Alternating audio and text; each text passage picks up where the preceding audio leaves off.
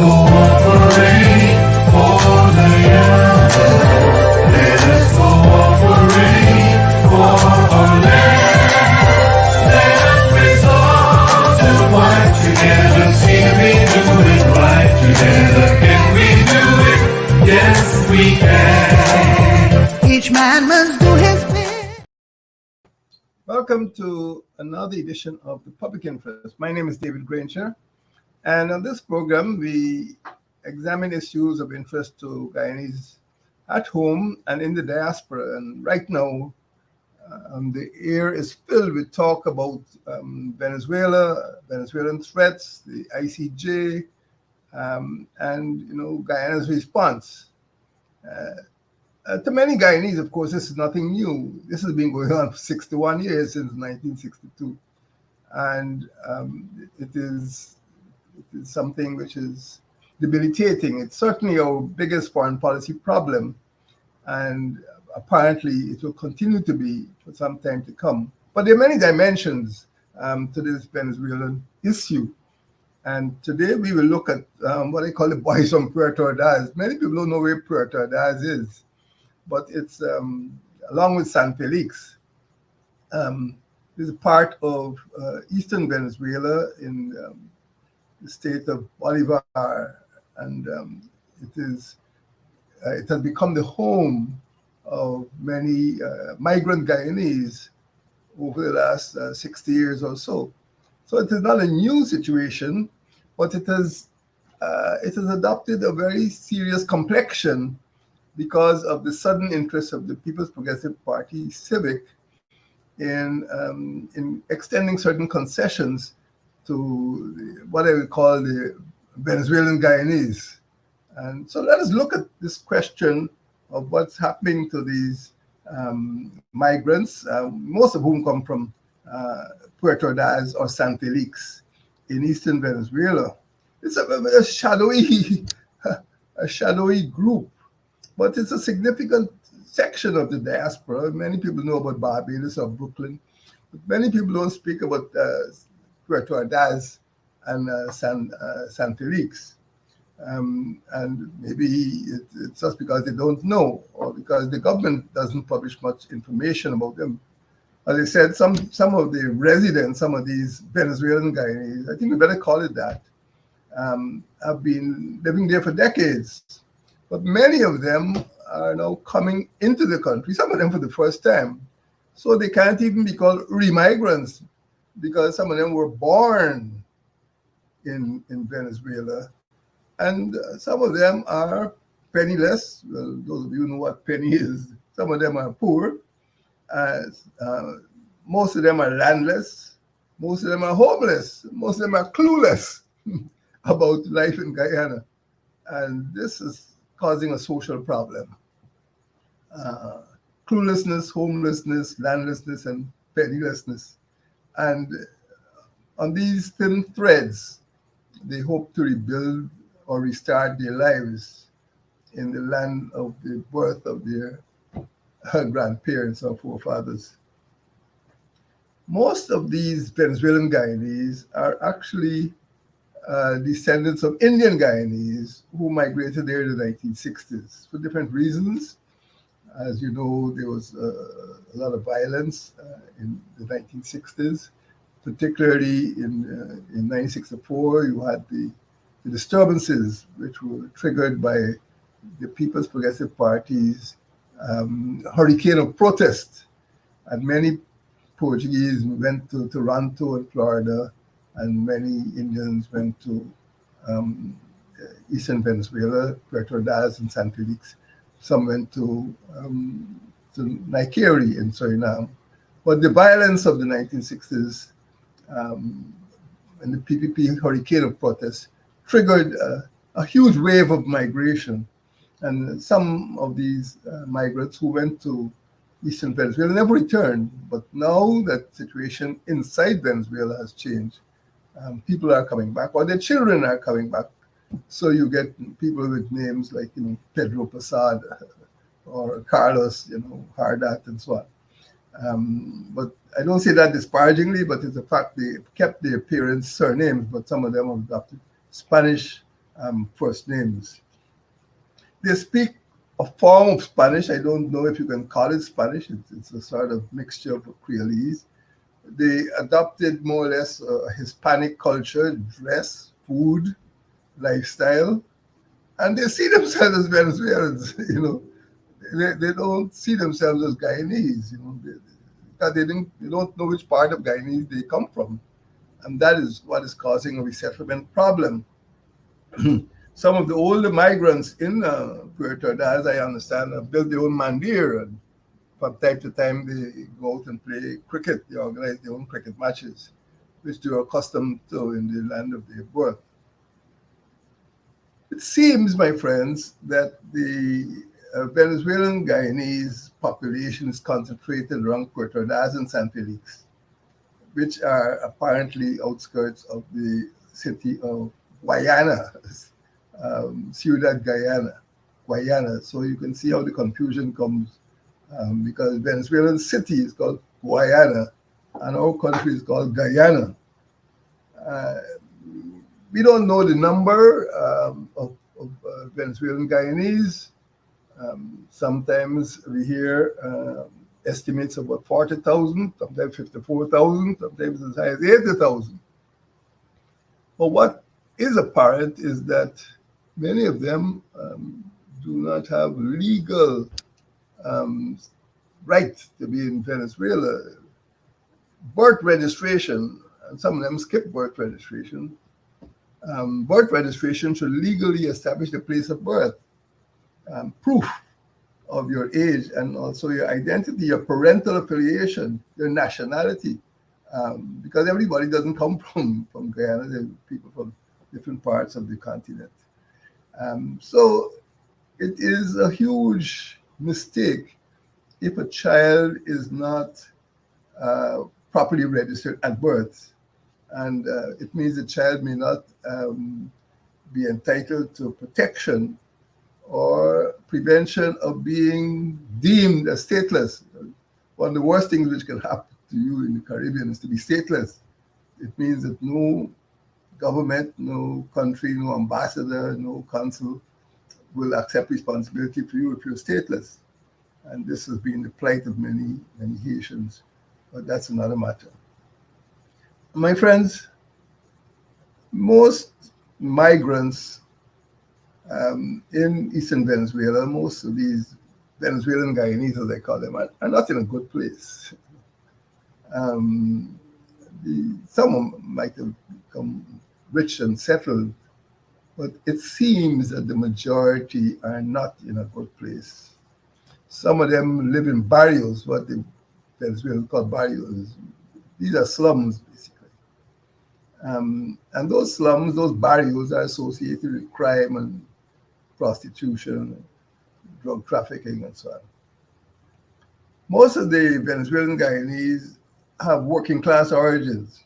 Some are up to now illegal aliens, and they don't have Guyanese passports. This is a problem not only for the Venezuelan government, it's also a problem for Guyanese government, who are trying to bring people back and get them registered. Some don't have birth certificates.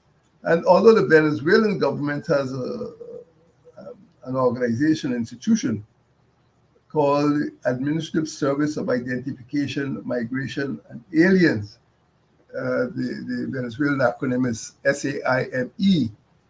But at least Venezuela has a structure, and they deal with aliens in a structured manner to make sure they have proper identification, and as migrants they are properly documented. As a result of that, some of these Venezuelan Guyanese have been arrested and deported because they don't have any documents. Nobody knows who they are. They're just born and continue to live there in very rough conditions. Most Venezuelan Guyanese are employed. Ciudad Guayana in Venezuela is quite a developed city. And there is an aluminum industry, iron industry, steel industry, and My friends, Venezuela is not a poor country. Venezuela might be a poorly managed country, but Venezuela is a rich country, rich in raw materials and rich in industry, and of course, population and everything else. So when you hear people migrating from Venezuela, 6 million, so going to Colombia and Brazil, it's not a poor country. They're going through a bad patch, a long bad patch because of mismanagement. And that will soon end. And I think we'll have another problem in our hands. But many of the illegal Venezuelan Guyanese are employed in what may be called the informal economy, um, because they don't have documentation, they don't maybe have educational qualification. So many of them are domestic, some are day laborers, some are ice cream vendors, others are involved in the transport business, I suppose as taxi drivers. Some are running small farms, and some are vendors selling groceries and so on. So it is not really a good existence. And you can understand why so many of them are anxious to come home to the land of their grandparents, because things are very bad, in addition to what some of them feel is an unfavorable political climate. Um, so that is what is happening to many of the Venezuelan Guyanese. Uh, Around about 2014, when the PPP administration was still in office, they started to come back in numbers. But we don't have statistics, and they started to settle in a very haphazard and unregulated way. In 2015, the APNU AFC coalition got into office, and we realized that this situation was chaotic.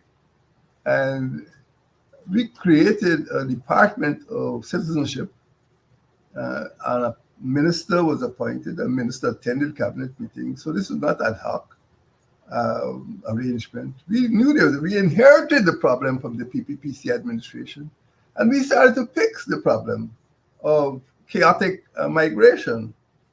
And we realized that the whole western borderlands was a zone of chaos. And we, through the Department of Citizenship, realized that these Venezuelan Guyanese were just coming back. Some of them were squatting on state reserves at a place like Ruby in Region 3. If you know Ruby, it's on the East Bank Essequibo in Region 3. Grove, they even came to Grove and Nonpareil in Region 4. Goshen, again in Region 3. And Bartica in Region 7. And they just picked up odd jobs, again, in the informal economy. Some of them, because of their knowledge of Spanish, became interpreters for traders, Cuban traders. You can see what's happening to Guyana. We talk about Venezuelan, Guyanese, Venezuela. No. So all the Venezuelan migrants are not the same. Some I would describe as, again, I'm not using this in a disparaging sense. Some are tribal, like the Warao. Sometimes you see photographs with them in barefooted and bows and arrows and that type of thing. But these Venezuelan Guyanese are, perhaps you may say, a little more sophisticated so there are 2 or 3 groups of Venezuelan migrants. But today we're talking about the Venezuelan Guyanese, and these are the people who are squatting in Region 3, 4, 5, and 7, and they're doing odd jobs in those areas. So you can see quite a lot of them. You don't know the numbers. Again, the government hasn't published statistics, and we know that they're just going out day after day to do a job. They work in the shops, to help to translate what the Cuban traders. Again, the Cuban are not interested in migration, they're interested in trading. APNU AFC had established a multi-agency coordinating committee, but the PPP Civic Administration, in a typical slash and burn style, as soon as they got into office, they dismantled the Department of Citizenship, and they dismantled the multi-agency coordinating committee. When they realized the size of the problem, they reestablished the committee. And when they discovered that many of the migrants, could possibly constitute an election voting bloc, they changed their attitude and reestablished the multi-agency coordinating committee, bringing in now the ministries of housing and the Ministry of Local Government. The Ministry of Education has also established what they call a risk management and migrant support section to collaborate with various international organizations such as UNICEF, UNESCO, UNCHR, United Nations High Commission for Refugees, Inter-American Development Bank, and of course the Ministries of Human Services and Social Security, and also the Ministry of Health were all involved. So by 2021, the PPP got sense and started to see this Venezuelan migration problem not as a nuisance, but perhaps as an asset that might become useful at the general and regional elections. Whatever the motive, there's much interest now in settling and dealing with the migrants, what they call the boys from Puerto Ordaz. My friends, in addition to these efforts,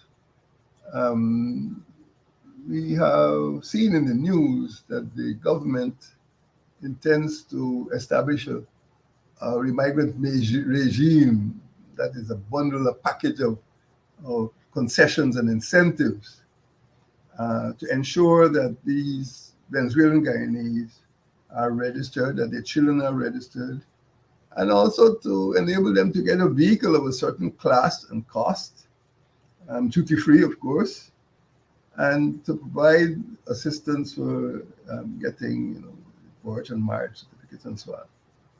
And of course, other tax exemptions. So we see a very senior government official actually going to Regina and speaking to these Venezuelan Guyanese, sitting down in soft chairs. This is not some open field. Soft chairs in a conditioned office in Regina, and being briefed about these benefits and concessions. So something is happening here. Something is happening here. The PPPC, as I said, is taking deep interest in the question of Venezuelan Guyanese. And a very senior PPP official stated that Venezuelan Guyanese should be allowed to vote in general and regional elections. Well, there you have it. There you have it. The first words to come out of his mouth were they should be allowed to vote. He's not talking about the humanitarian aspects of feeding, clothing, and housing. Talking about voting in elections. That spokesman is very, very basic, very focused. And that is what we are seeing now. Migrants and their dependents are seen as being able to influence the election process, which is due to take place in 2025. And that influence will be weighted in favor of one political party. So the whole question of voting seems to be at the basis of some of these governmental measures. These are not measures that you extend to Haitians or other migrants, but these are measures which are being extended to people who perhaps from the outset are intended to participate in the electoral process. And it suggests, I think the spokesman suggested that this party is going to be canvassing for their vote in GRE 2025. So watch out. The question of Venezuelan migrants, of Venezuelan Guyanese migrants, I really can't call them re-migrants. Some of them are coming here for the first time. Um, APNU EFC had adopted a proactive executive stance. That's why we established the Department of Citizenship in the first place. Under a minister, a single minister, not a committee. This was this department was authoritative, and the multi-sectoral coordinating committee did collaborate with the International Organization of Migration, PAHO, because that was we were in the middle of the COVID pandemic. United Nations High Commission on Refugees and UNICEF. This has been going on since 2018. So what you see taking place now is nothing new. It was part of the policy of the APNU AFC administration. It is quite unfortunate that when the PPP got in, they just dissolved, without finding out the good work that the APNU was doing, managing migration. They just shut down the department. They shut down the Bosham College of Public Service. They shut down the Corps of Wardens. It was real slash and burn, throwing out the baby with the bathwater. They wanted to shut down the infectious disease hospital as well, but eventually good sense prevailed. But coming back to the Venezuelan Guyanese migrants, the PPP administration has reconvened the committee, now that they see that the migration is not ceasing but increasing, and they have now developed a regime of concessions for these chosen people. So where are we now? From the time APNU EFC got into office in 2015, international migration was already a big issue. Worldwide, people were on the move. People are still on the move throughout Central America, from Caribbean, from Haiti, in North Africa, from Libya, Syria. There is no zone of the planet that is not affected by migration for different reasons. We realized it was a big problem for us in Guyana, and that's why we set up the Department of Citizenship.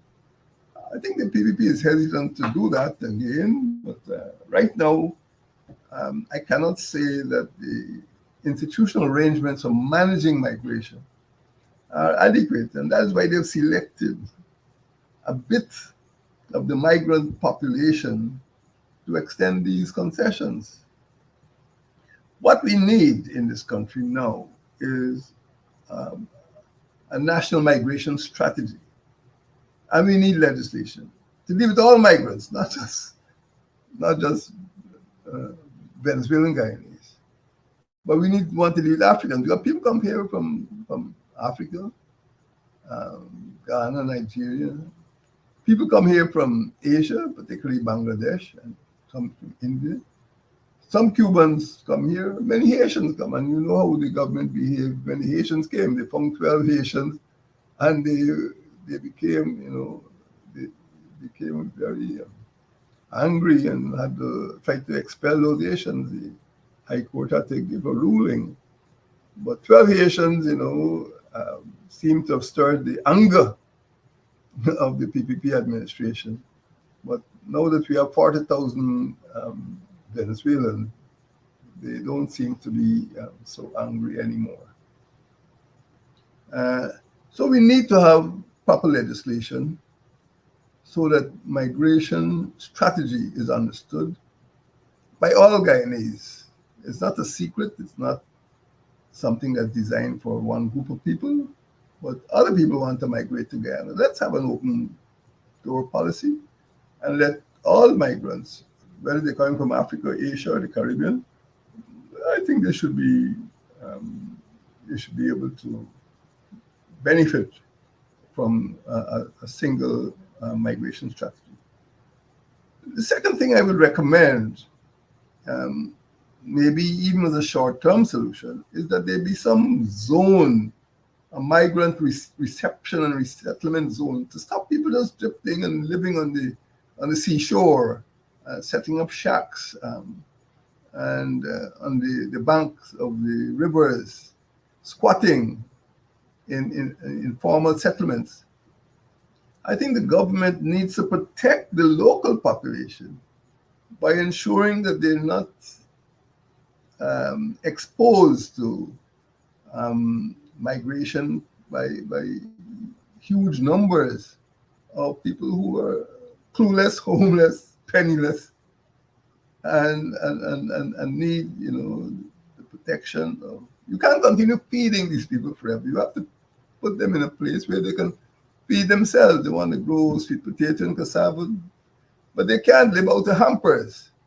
And the government needs to take this matter seriously. And I would recommend for the bulk, it may not be appropriate for all of the migrants, but there be some migrant reception and resettlement zone, so that the government could direct registration and health and education and other benefits to people in a given area. We've already established that the number of Venezuelan migrants in Guyana right now constitute what they call an overflow, a migrant overflow. And there are more Venezuelan born migrants in the Burima-Waini region than there are Guyanese born residents in the Burima-Waini region. So you can decide for yourself if this is a situation that is not likely to lead to instability. I would also recommend that the PPPC administration reestablish the Department of Citizenship. It's not shameful to admit that you're wrong. And this thing cannot be managed by the Minister of Foreign Affairs. He has to deal with different matters. It can't be managed by the Ministry of Human Services. It can't be managed by the Ministry of Education. These can all send, public servants to committees. But you need a minister in charge of a department or a ministry of citizenship to coordinate all official actions. Let us get away from this ad hocery and chaos and manage this important sector. It is an important section, and if it of the population. If it's left unmanaged, there'll be problems, including crimes. And the government needs to deploy the army and police, take them away from cleaning medians in Mandela Avenue and Sheriff Street in blue shirts, put them in green, put them in the green combat fatigues and get them on the border where they belong. That is where the GDF needs to be. Police stations need to be closer to the border. We need to protect people in Whitewater and Kaikan, Baramita, and Arau, and Five Star in these areas. Protect them from the syndicatos. And we need a plan to ensure that the police and army deployed. No point talking about bringing in foreigners when our own police and soldiers are on a different mission to clean up the highways and byways. It doesn't make sense to me. And I don't know that people who come in to help us won't ask the same questions. Why are we coming to help you protect your borders when the people who should be protecting the borders are cleaning up Mandela Avenue? So we need to also improve the measures for determining the nationality of migrants. We don't know where these people are from. We know that they might have come into the country, but we really don't know if they're really Colombians or Ecuadorians, or Brazilians. We're just assuming they're Venezuelans. So we're having people who have no documents, don't speak English, and we're hurrying to give them documentation. And of course, we may be dealing with the fifth column. And we want to make sure that citizenship rights are extended to people who are entitled to those rights. So this is the story of the boys and girls from Puerto Ordaz. As I said, the numbers of Venezuelan Guyanese could possibly reach anywhere between 25,000 to 80,000. We don't know if the situation in Venezuela would deteriorate and they will come in greater numbers. Right now, there's widespread concern about the number of people coming in and the concern about the arrangements the PPP administration is making to ensure that they are settled safely. These boys from Puerto Ordaz might very well be the children and grandchildren of the Guyanese who departed several decades ago. But as far as we're concerned, all of them who are qualified for citizenship should be allowed the constitutional right to return. And we want to see from the PPC administration that if it is established that these Venezuelan Guyanese are truly the descendants of Guyanese, they be treated with dignity as Guyanese in any part of the diaspora will be treated. May God bless you, and may God keep our country safe.